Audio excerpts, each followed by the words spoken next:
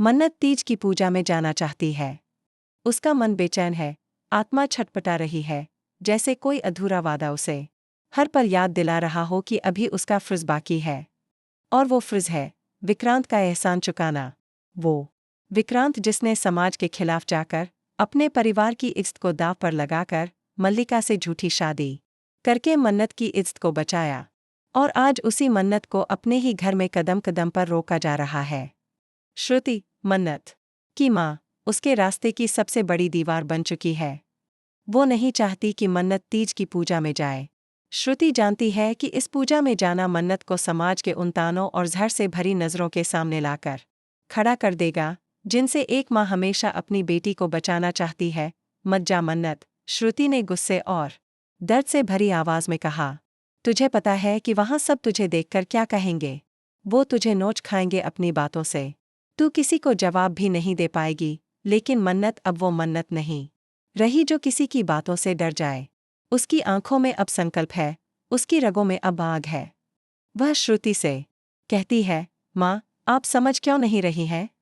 विक्रांत ने अपनी पूरी जिंदगी मेरे लिए पलट दी।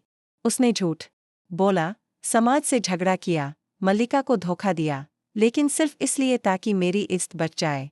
अब जब तीज की पूजा हो रही है और मैं वहां नहीं गई, तो मैं अपनी आत्मा को कभी माफ नहीं कर पाऊंगी। श्रुति रोते हुए उसे गले लगाती है, लेकिन अंदर ही अंदर डर भी जाती है। उसे अंदेशा है कि इस पूजा में कोई बड़ा धमाका हो सकता है। दृश्य बदलता है। तीज की पूजा का दिन, पूरे शहर की महिलाएं सज-धज कर पूजा स्थल पर आ चुकी हैं।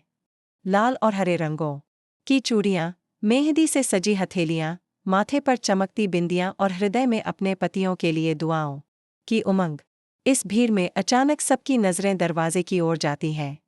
मन्नत लाल रंग की साड़ी में, सिंदूर का टीका लगाए, पूरे आत्मविश्वास और गरिमा के साथ अंदर प्रवेश करती है। चारों तरफ फुसफुसाहटें शुरू हो जाती हैं। वो देखो, वही है ना, विक्रांत वाली? वो तो शादीशुदा भी नहीं है। फिर ये पूजा क्यों कर रही है?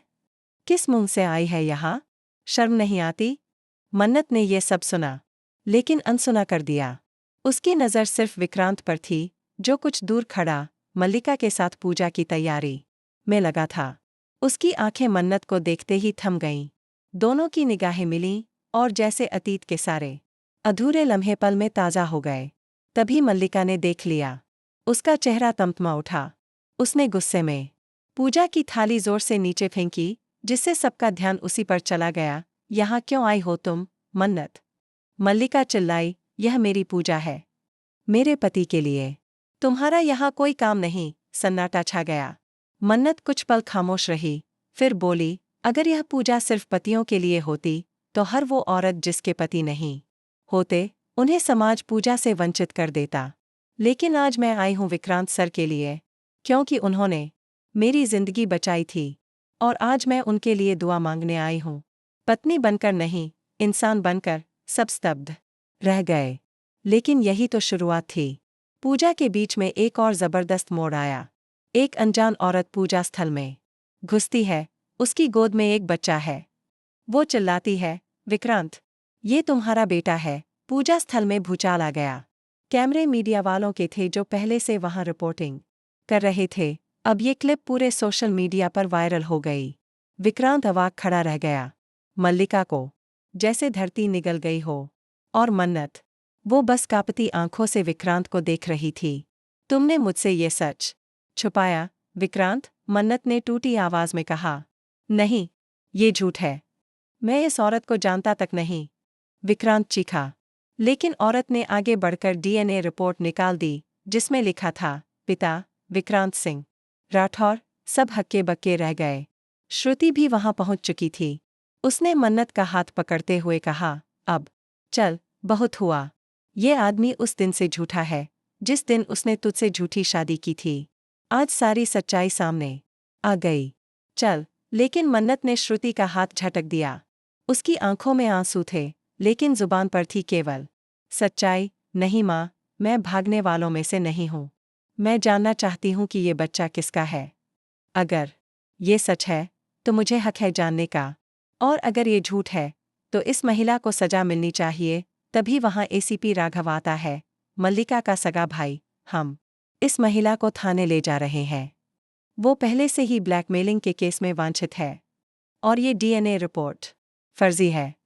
असली रिपोर्ट हमारे पास है, जिसमें साफ है कि बच्चा विक्रांत का नहीं है। अब माहौल पलटता। मन्नत एक बार फिर विक्रांत की ओर देखती है, लेकिन अब उसकी आंखों में फिर भरोसा नहीं, बल्कि सवाल। तुम्हारी जिंदगी में कितनी परतें हैं, विक्रांत सर? हर परत पर एक झूठ। मुझे बताओ, और क्या छुपाया तुमने मुझसे? विक्रांत सिर झुका लेता है। अब कहानी में एक और धमाका आता है। पूजा खत्म होते ही पुलिस एक और गिरफ्तारी करती है, और वो होती है श्रुति की। आरोप, मल्लिका से पैसे लेकर मन्नत को विक्रांत से दूर रखने की डील। मन्नत को तो जैसे किसी ने पूरी तरह तोड़ दिया था। उसकी माँ, उसकी अपनी माँ, उसे बेच चुकी थी। माँ, आपने ही मुझे रोकने की इतनी कोशिश क्यों की? ताकि मैं सच्चाई तक न पहुंच सकूं। मन्नत की आंखों से आंसू नहीं, नफरत बह रही थी। श्रुति को ले जाया गया। अब आखिरी मोड़ पर विक्रांत मन्नत के सामने आता है। मन्नत, मुझे नहीं पता मेरी जिंदगी में क्या क्या गलत हुआ, लेकिन इतना जानता हूं कि तुम्हारे लिए जो किया, उसमें एक पल को भी अफसोस नहीं है। अगर तुम कहो तो मैं सब छोड़ दूंगा, मल्लिका को भी, ये शादी भी। बस तुम मेरे साथ चलो। पूरे सभा में सन्नाटा। सबकी सांसें थमी हैं। मन्नत कुछ पल चुप रहती है, फिर कहती है, नहीं विक्रांत सर, अब मैं किसी के साथ नहीं जाऊंगी। मुझे खुद से मिलने का वक्त चाहिए। आपने मेरा सम्मान बचाया, लेकिन मेरी आत्मा की लड़ाई मुझे खुद लड़नी है। मैं खुद को पहले माफ करूंगी, फिर किसी और से रिश्ता जोड़ूंगी। और वह तेज कदमों से निकल जाती है। कहानी यहीं खत्म नहीं होती, यहीं से नई शुरुआत होती है। कैमरा स्लो मोशन में मन्नत की साड़ी को हवा में उड़ते हुए दिखाता है।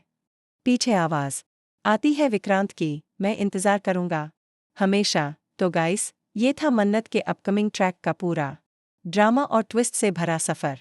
आप बताएं, क्या मन्नत सही कर रही है? क्या विक्रांत को माफ करना चाहिए?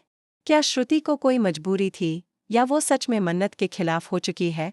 कमेंट करके जरूर बताएं, और ऐसे ही ट्विस्टफुल ड्रामों के लिए हमारे चैनल को सब्सक्राइब करना बिल्कुल ना भूलें।